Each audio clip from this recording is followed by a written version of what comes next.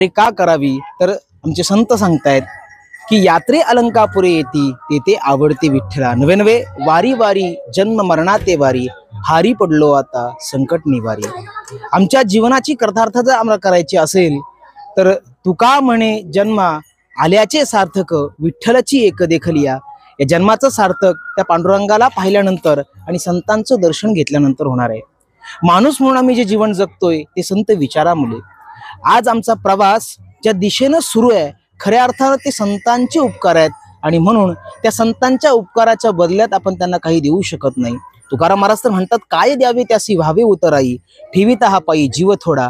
त्यांच्या चरणावर आपला जीव जरी ठेवला तरी त्या उपकाराच्या बदल्यात आपण काही देऊ शकत नाही। मग काही देऊ शकत जर नसेल तर ही वारी करावी। ही वारी म्हणजे संधी आहे, ही वारी म्हणजे संत विचाराची संत सेवेची संधी आहे आणि ती संधी न दवडता आल्यानंतर आपण ती एकदा वारी करावी। रामकृष्ण हरी।